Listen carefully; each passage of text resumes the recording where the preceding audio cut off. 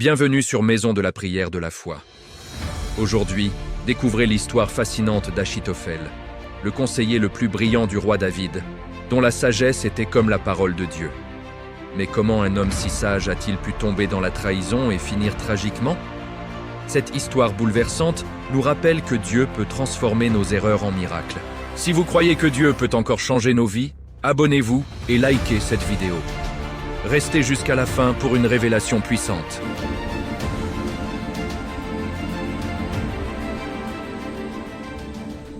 Chapitre 1. La grandeur et la chute d'un sage. Dans les palais dorés de Jérusalem, sous le règne glorieux du roi David, vivait un homme dont le nom résonnait dans tous les couloirs du pouvoir. Achitophel. Son nom signifiait « frère de la folie ». Mais ironiquement, cet homme était tout sauf insensé. Il était le conseiller le plus respecté, le plus écouté, celui dont chaque parole était pesée comme de l'or pur. La Bible nous dit dans 2 Samuel 16, 23 quelque chose d'extraordinaire. Les conseils d'Achitophel qu'il donnait en ce temps-là avaient autant d'autorité que si l'on eût consulté Dieu lui-même.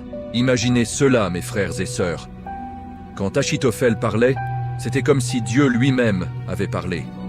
Rois, princes, généraux, tous s'inclinaient devant sa sagesse.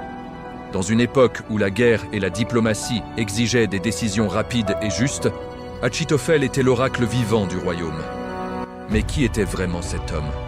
D'où venait cette sagesse extraordinaire? Achitophel n'était pas seulement un conseiller ordinaire. Il était originaire de Gilo, une ville située dans les montagnes de Juda. C'était un homme d'une intelligence supérieure, formé dans les Écritures, connaissant les lois de Moïse, comprenant les stratégies militaires et politiques. Il avait grandi dans la crainte de l'Éternel, étudiant jour et nuit les voies de Dieu. David, le roi selon le cœur de Dieu, avait reconnu ce talent exceptionnel. Il avait fait d'Achitophel son conseiller principal, son confident, celui à qui il confiait les secrets les plus intimes du royaume. Ensemble, ils avaient traversé des batailles, des complots, des victoires éclatantes. Achitophel n'était pas qu'un employé du roi, il était son ami, son frère d'armes, celui en qui David avait placé une confiance absolue.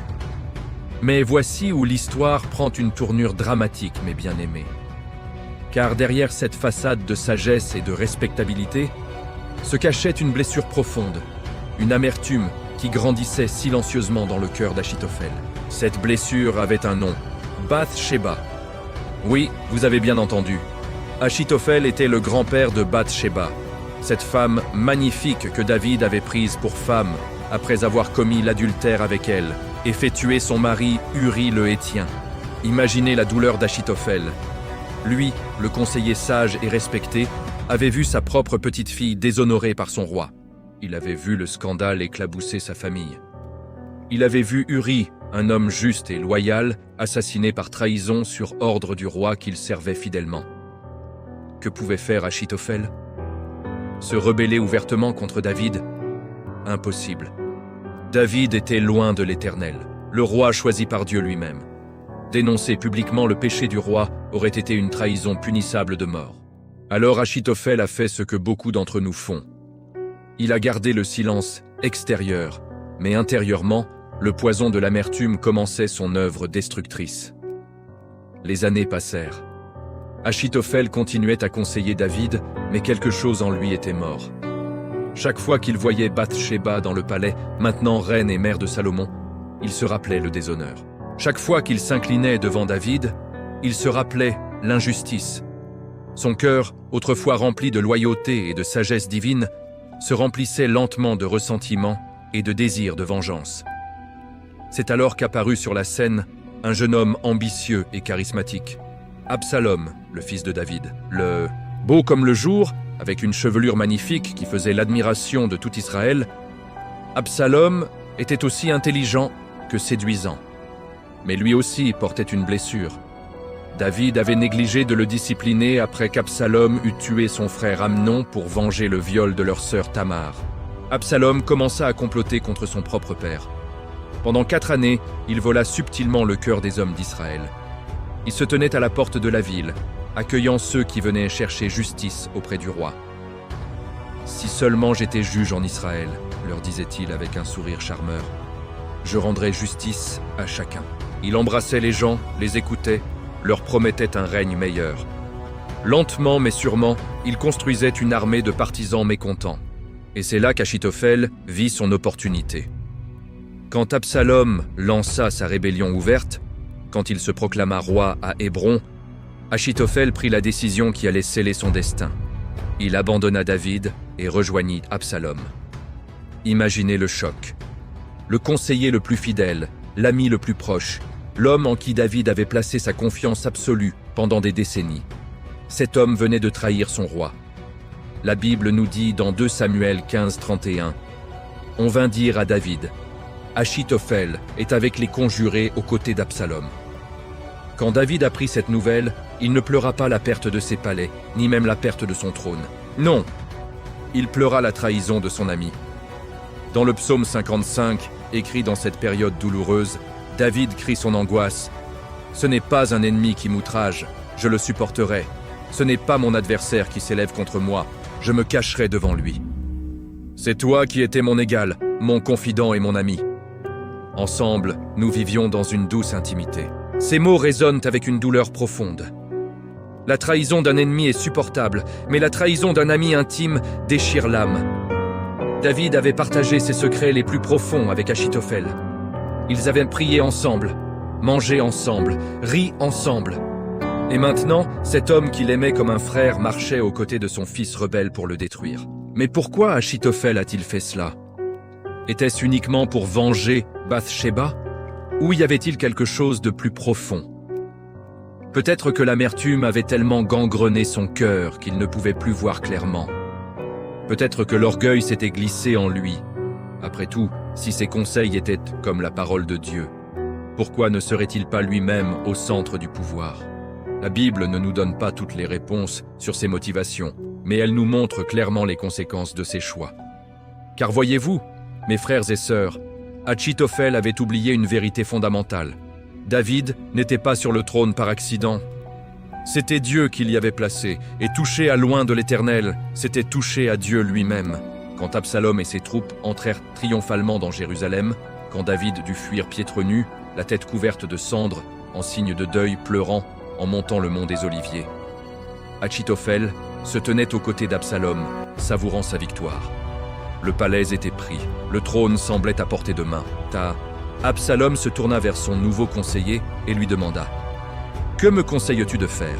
Et là, Achitophel donna le conseil le plus calculé, le plus stratégique de sa carrière.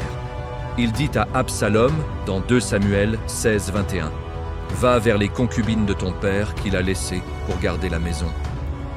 Tout Israël saura que tu t'es rendu odieux à ton père, et les mains de tous ceux qui sont avec toi se fortifieront. » C'était un conseil diabolique dans sa brillance stratégique.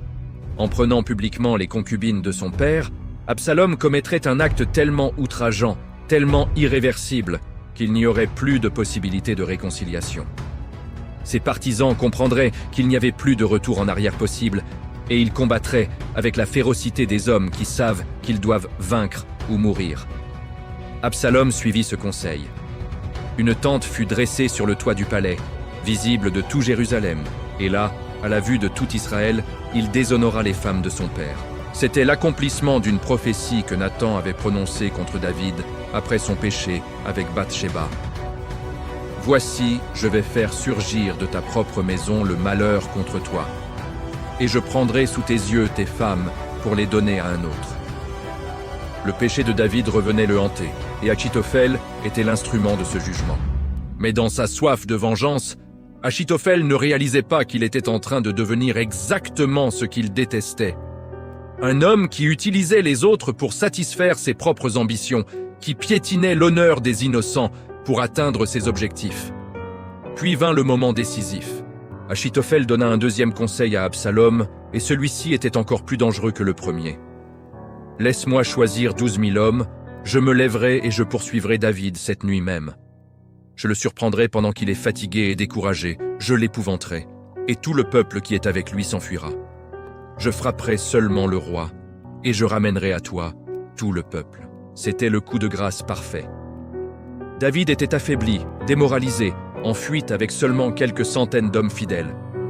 Une attaque nocturne surprise, menée par Achitophel lui-même qui connaissait toutes les tactiques de David, aurait réussi à coup sûr.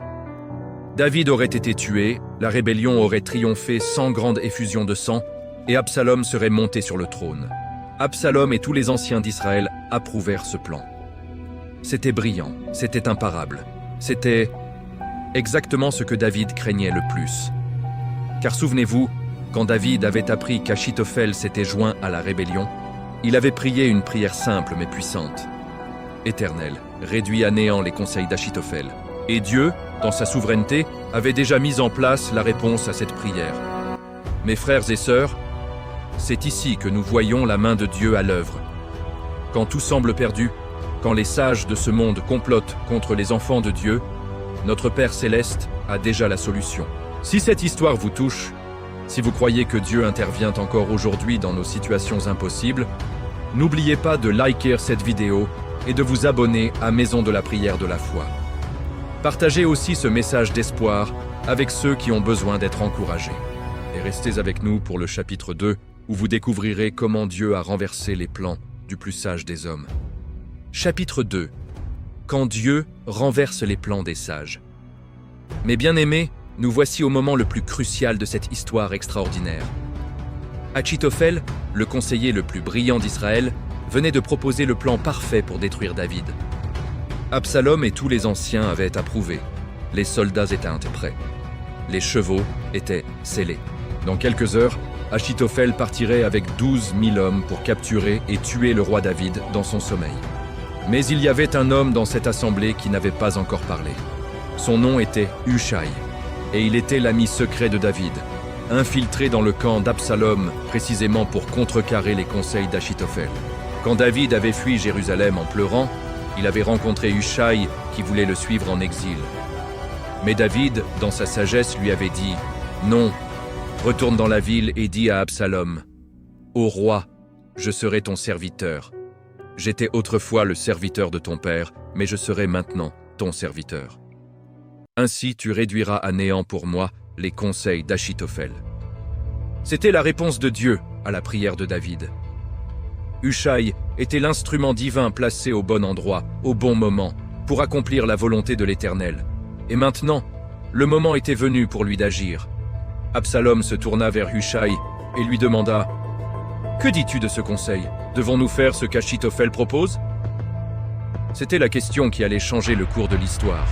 Hushai savait qu'il devait être extraordinairement convaincant, car comment pourrait-il s'opposer à la sagesse légendaire d'Achitophel? Ses paroles devaient être si brillantes, si persuasives, qu'elles surpasseraient même le conseil de l'homme dont la parole était comme celle de Dieu. Alors Hushai, inspiré par le Saint-Esprit, prononça un discours magistral. Il dit dans 2 Samuel 17, 7, 13. « Le conseil qu'Achitophel a donné cette fois n'est pas bon. Tu connais ton père et ses hommes, ce sont des guerriers, et ils ont l'esprit exaspéré comme une ours dans les champs à qui l'on a enlevé ses petits. Ton père est un homme de guerre, il ne passera pas la nuit avec le peuple. Voici, il est maintenant caché dans quelque fosse ou dans quelque autre lieu. Et si, dès le commencement, il en tombe quelques-uns des tiens, on l'apprendra et l'on dira. Il y a eu une défaite parmi le peuple qui suit Absalom. Alors le plus vaillant, eût-il un cœur de lion, sera saisi d'épouvante, car tout Israël sait que ton père est un héros et qu'il a des braves avec lui. Quelle psychologie! Hushai flattait l'ego d'Absalom en évoquant la réputation de David, tout en semant la peur d'un échec possible. Puis il continua avec un plan alternatif encore plus grandiose. « Je conseille donc que tout Israël se rassemble auprès de toi, depuis Dan jusqu'à Beersheba, multitude pareille au sable qui est sur le bord de la mer. Et tu marcheras en personne au combat. Nous l'atteindrons en quelque lieu qu'il se trouve, et nous tomberons sur lui comme la rosée tombe sur le sol. Et pas un n'échappera, ni lui, ni aucun des hommes qui sont avec lui. S'il se retire dans une ville, tout Israël portera des cordes vers cette ville, et nous la traînerons au torrent jusqu'à ce qu'on n'en trouve plus même une pierre. » C'était un discours brillant, mais stratégiquement désastreux. Au lieu d'une frappe rapide et chirurgicale qui aurait réussi, Hushai proposait de mobiliser toute l'armée d'Israël, ce qui prendrait des semaines, donnant ainsi à David tout le temps nécessaire pour se regrouper, recruter ses propres troupes et préparer sa défense. Mais le génie de Hushai était qu'il avait présenté ce mauvais plan d'une manière tellement grandiose, tellement flatteuse pour Absalom, que le jeune roi orgueilleux ne pouvait pas résister. Et voici ce que dit la Bible dans 2 Samuel 17, 14. Un verset qui devrait faire trembler tous ceux qui s'opposent au plan de Dieu. Absalom et tous les hommes d'Israël dirent « Le conseil de Hushai l'Archien vaut mieux que le conseil d'Achitophel. » Or l'Éternel avait résolu de réduire à néant le bon conseil d'Achitophel afin d'amener le malheur sur Absalom. Laissez-moi vous relire ce verset, mes frères et sœurs, car il contient une vérité profonde. L'Éternel avait résolu de réduire à néant le bon conseil d'Achitophel.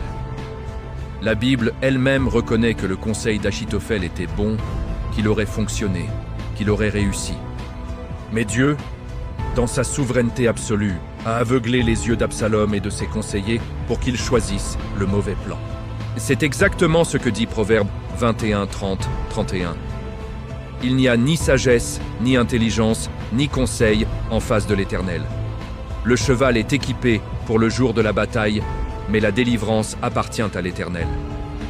Toute la sagesse humaine, toute l'intelligence stratégique, tous les plans brillants du monde ne peuvent rien contre la volonté de Dieu.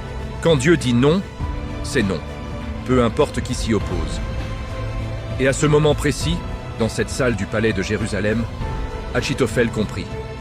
Cet homme qui avait conseillé des rois pendant des décennies, qui avait vu des milliers de décisions être prises, reconnut immédiatement ce qui venait de se passer. Il vit comment Absalom et tous les anciens, qui quelques minutes plus tôt approuvaient son plan à l'unanimité, venaient mystérieusement de changer d'avis. Il réalisa que le conseil de Hushai, bien qu'impressionnant en apparence, était stratégiquement suicidaire. Et dans cette terrible clarté, Achitophel comprit 3 choses. Premièrement, il comprit que Dieu était intervenu contre lui. L'homme dont les conseils étaient comme la parole de Dieu venait de voir son conseil rejeté par une intervention divine directe. C'était l'ironie ultime, le jugement le plus cinglant. Celui qui parlait comme Dieu découvrait maintenant que Dieu parlait contre lui. Deuxièmement, il comprit que la rébellion était condamnée. Si Dieu combattait pour David, alors aucune sagesse humaine, aucune stratégie militaire, aucune armée ne pourrait vaincre. Absalom était déjà un homme mort, il ne le savait juste pas encore. Troisièmement, et c'était le plus terrifiant, Achitophel comprit qu'il avait levé la main contre loin de l'Éternel. Il avait trahi David, non pas parce que David n'était plus roi, mais parce qu'il avait permis à l'amertume de consumer son cœur. Et maintenant, il allait payer le prix de cette trahison. La Bible nous dit alors, dans un des versets les plus glaçants de toute l'Écriture, ce qu'Achitophel fit ensuite. Et de Samuel 17, 23. Achitophel, voyant que son conseil n'était pas suivi, sella son âne et partit pour s'en aller chez lui dans sa ville. Il donna ses ordres à sa maison et il s'étrangla. Il mourut et fut enterré dans le sépulcre de son père. Laissez-moi vous décrire cette scène déchirante. Achitophel, le sage parmi les sages, sortit silencieusement de l'assemblée. Personne ne remarqua son départ, tant ils étaient tous excités par le grand plan de Hushai. Il sella son âne avec des mains tremblantes, peut-être pour la dernière fois. Il traversa les rues de Jérusalem qu'il connaissait si bien, passa devant le palais où il avait conseillé David pendant tant d'années, franchit les portes de la ville et prit le chemin de Gilo, sa ville natale. Ce fut un long voyage. Et à chaque pas, Achitophel dut méditer sur sa vie. Il revit peut-être les moments de gloire quand ses conseils sauvèrent des nations. Il se rappela sans doute son amitié avec David, les rires partagés, les victoires célébrées ensemble. Il pensa probablement à Bathsheba, à l'injustice qui avait déclenché tout cela, et il réalisa l'horrible vérité. Dans sa quête de vengeance contre le péché de David, il était devenu lui-même un pécheur encore plus grand. David avait péché avec Bathsheba, oui. David avait tué Uri, c'est vrai. Mais quand le prophète Nathan l'avait confronté, David s'était repenti. Il avait pleuré, jeûné, écrit le psaume 51. Ce magnifique cri de repentance. « Aie pitié de moi, ô Dieu, selon ta bonté, selon ta grande compassion, efface mes transgressions. Lave-moi complètement de mon iniquité et purifie-moi de mon péché. » David avait trouvé le pardon parce qu'il s'était humilié devant Dieu. Mais Achitophel, dans son orgueil, avait choisi la voie de la vengeance personnelle plutôt que celle du pardon. Il avait choisi de devenir l'ennemi de Dieu plutôt que d'attendre que Dieu fasse justice à sa manière et en son temps. Quand Achitophel arriva chez lui à Guilo, il mit de l'ordre dans ses affaires. Il régla ses dettes, distribua peut-être ses biens, donna ses dernières instructions à sa famille. Et puis, dans un acte final de désespoir absolu, il se pendit. Mes bien-aimés, quelle tragédie! L'homme le plus sage d'Israël, celui dont les paroles étaient comme celles de Dieu, termina sa vie au bout d'une corde, dans le désespoir le plus total. Il n'attendit même pas de voir l'issue de la bataille. Il savait que tout était fini. Et plutôt que d'affronter le jugement qui l'attendait, plutôt que de se repentir et de chercher la miséricorde de Dieu, il choisit de mettre fin à ses jours. Mais l'histoire ne s'arrête pas là, car voyez-vous, Dieu n'avait pas fini. Quelques semaines plus tard, David et Absalom se rencontrèrent sur le champ de bataille dans la forêt d'Éphraïm. David avait donné des ordres stricts à ses généraux. « Ménagez-moi le jeune homme Absalom ». Malgré tout ce qu'Absalom lui avait fait, David l'aimait encore comme son fils. Mais Dieu avait prononcé son jugement. Pendant la bataille, Absalom, chevauchant sa mule sous les grands chênes de la forêt, vit sa magnifique chevelure. Cette chevelure dont il était si fier, qu'il coupait une fois par an et qui pesait 200 cycles, s'accrochait dans les branches basses d'un térébinthe. La mule continua son chemin, laissant Absalom suspendu entre ciel et terre. Quand Joab, le général de David, apprit où se trouvait Absalom, il désobéit aux ordres du roi et enfonça 3 javelots dans le cœur du jeune rebelle. Puis, 10 de ses écuyers achevèrent Absalom. Le jeune prince, qui avait rêvé de régner sur Israël, mourut de la manière la plus humiliante qui soit, pendu comme un criminel, transpercé de multiples coups. On apporta la nouvelle à David, qui était assis dans sa tente entre les 2 portes de la ville. « Victoire, ô roi, l'Éternel t'a délivré de tous ceux qui s'élevaient contre toi. » Mais David ne se réjouit pas. Au lieu de cela, il monta dans la chambre au-dessus de la porte et pleura. Et en marchant, il disait « Mon fils Absalom, mon fils Absalom, que ne suis-je mort à ta place? Absalom, mon fils, mon fils. » Ce fut une victoire amère pour David. Il avait retrouvé son trône, mais il avait perdu 2 hommes qu'il aimait profondément. Absalom son fils et Achitophel son ami. Les 2 étaient morts par pendaison, Achitophel par sa propre main, Absalom par son orgueil pris au piège. Les 2 avaient choisi la voie de la rébellion contre loin de Dieu, et les 2 avaient payé le prix ultime. Mais voici la leçon la plus importante de cette histoire, mes frères et sœurs, et c'est celle que je veux graver dans vos cœurs aujourd'hui. L'amertume est un poison qui détruit celui qui la porte pas, celui contre qui elle est dirigée. Achitophel avait raison d'être blessé par le péché de David. La douleur qu'il ressentait pour sa petite-fille Bathsheba et pour Uri était légitime. Son sentiment d'injustice était compréhensible. Mais au lieu de porter cette douleur à Dieu, au lieu de faire confiance à la justice divine, au lieu de pardonner comme Dieu nous appelle à pardonner, Achitophel a nourri son amertume pendant des années, jusqu'à ce qu'elle le consume complètement. Hébreux 12:15 nous avertit « Veillez à ce que personne ne se prive de la grâce de Dieu, à ce qu'aucune racine d'amertume, poussant des rejetons, ne produise du trouble, et que plusieurs n'en soient infectés. » C'est exactement ce qui est arrivé à Achitophel. La racine d'amertume dans son cœur a poussé des rejetons de trahison, de vengeance et finalement de suicide. Et non seulement lui fut détruit, mais des milliers d'Israélites moururent dans la guerre civile qu'il avait contribué à déclencher. Combien d'entre nous, aujourd'hui, portent des blessures similaires? Combien ont été trahis par des amis, blessés par des leaders, déçus par des personnes en qui ils avaient confiance? Combien nourrissent secrètement des pensées de vengeance, planifient dans leur cœur comment faire payer ceux qui les ont blessés? L'histoire d'Achitophel nous crie « Ne suivez pas ce chemin, il ne mène qu'à la destruction. » Car voyez-vous, David a survécu à la trahison d'Achitophel. David a retrouvé son trône, David a été restauré par Dieu. Mais Achitophel, il est mort dans le désespoir, oublié et maudit. Et il y a quelque chose d'encore plus troublant dans cette histoire.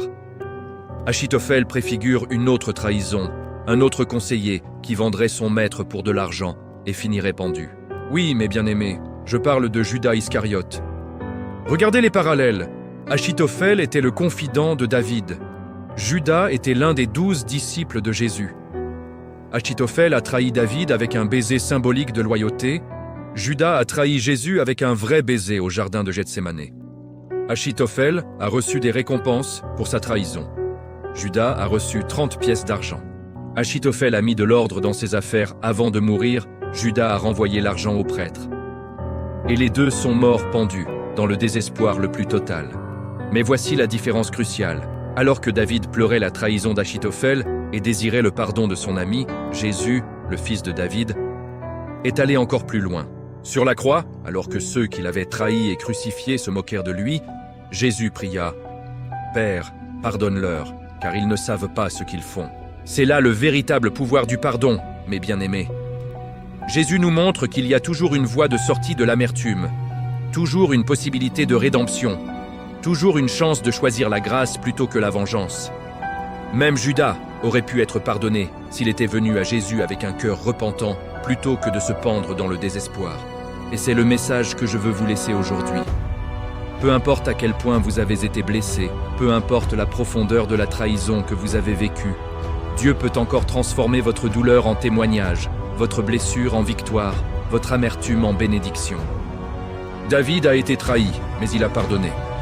Il a été attaqué, mais il a refusé de toucher à loin de Dieu, même quand il en avait l'occasion. Il a été chassé de son trône, mais il a fait confiance à Dieu pour sa restauration. Et Dieu l'a honoré. David est mort vieux, respecté, aimé, et de sa lignée est né le sauveur du monde. Achitophel, d'autre part, a choisi l'amertume et la vengeance. Il a mis sa confiance dans sa propre sagesse plutôt que dans la souveraineté de Dieu. Et il est mort dans la honte, un avertissement éternel de ce qui arrive quand nous prenons la justice entre nos propres mains. Alors aujourd'hui, je vous pose cette question. Quel chemin allez-vous choisir ? Le chemin de David, le pardon, la confiance en Dieu, la patience pour que Dieu agisse en son temps, ou le chemin d'Achitophel, l'amertume, la vengeance, la destruction de soi-même dans la poursuite de la justice personnelle. Romains 12:19 nous dit « Ne vous vengez point vous-même, bien-aimés, mais laissez agir la colère de Dieu, car il est écrit « À moi la vengeance, à moi la rétribution, dit le Seigneur. » Dieu ne dit pas que l'injustice restera impunie. Il dit simplement « Laisse-moi m'en occuper. Fais-moi confiance. Je suis juste, et je rendrai à chacun selon ses œuvres. » Peut-être qu'en ce moment même, quelqu'un qui regarde cette vidéo porte une blessure profonde. Peut-être avez-vous été trahi par un ami proche, comme David l'a été. Peut-être qu'un leader que vous respectiez vous a profondément déçu. Peut-être que quelqu'un que vous aimiez a brisé votre confiance de manière irréparable. Je veux que vous sachiez ceci. Votre douleur est réelle, et Dieu la comprend. Il pleure avec vous. Jésus lui-même a été trahi par ses amis les plus proches. Il sait ce que c'est d'être abandonné dans le moment du plus grand besoin. Il comprend la tentation de l'amertume, le désir de vengeance, la soif de justice immédiate. Mais il vous offre une meilleure voie. Il vous offre la voie du pardon, non pas parce que ceux qui vous ont blessé le méritent, mais parce que vous méritez d'être libre. Car voyez-vous, l'amertume est une prison que nous construisons autour de nous-mêmes. Nous pensons emprisonner ceux qui nous ont blessés, mais en réalité, nous sommes les seuls captifs. Le pardon, c'est la clé qui ouvre cette prison. Et quand vous pardonnez, vraiment pardonnez, du fond du cœur, vous découvrez quelque chose d'extraordinaire. Vous découvrez que Dieu attendait votre acte de foi pour déverser sa bénédiction sur votre vie. L'histoire d'Achitophel nous enseigne aussi une autre vérité profonde. Toute la sagesse du monde est folie devant Dieu. Achitophel était brillant, stratégique, intelligent. Mais quand il s'est opposé au plan de Dieu, toute sa sagesse est devenue inutile. 1 Corinthiens 3:19 déclare « Car la sagesse de ce monde est une folie devant Dieu. » Combien de fois planifions-nous méticuleusement notre vengeance? Élaborons-nous des stratégies complexes pour nous venger? Nous appuyons-nous sur notre propre intelligence pour obtenir justice? Mais si nos plans sont contraires à la volonté de Dieu, ils sont voués à l'échec, quelle que soit leur brillance. Mieux vaut être simple et obéissant à Dieu que brillant et rebelle. Mieux vaut faire confiance à la sagesse divine, même quand elle semble folie aux yeux du monde, que de s'appuyer sur notre propre compréhension. Et enfin, l'histoire d'Achitophel nous rappelle que Dieu protège toujours ses enfants choisis. David était loin de l'Éternel. Dieu l'avait choisi alors qu'il n'était qu'un jeune berger gardant les moutons de son père. Dieu avait fait une alliance avec lui, promettant que son trône serait établi à jamais. Et quand cette promesse fut menacée, Dieu intervint. Vous aussi, si vous êtes en Christ, vous êtes un enfant choisi de Dieu. Vous êtes oint par le Saint-Esprit. Vous êtes précieux aux yeux de Dieu. Et quand les Achitophel de ce monde complotent contre vous, quand les Absalom se lèvent pour vous détruire, Dieu sait comment réduire leurs conseils à néant. Psaume 37, 12, 13 dit « Le méchant forme des projets contre le juste, et il grince des dents contre lui. Le Seigneur se rit du méchant, car il voit que son jour arrive. Dieu n'est pas nerveux face au complot des hommes. Il n'est pas anxieux devant leur sagesse.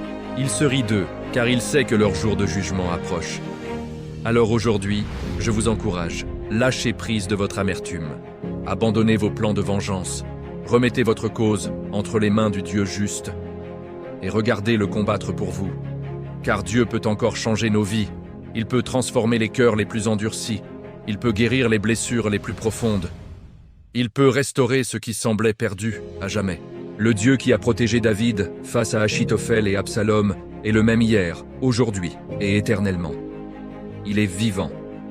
Il est puissant. Et il vous aime d'un amour éternel.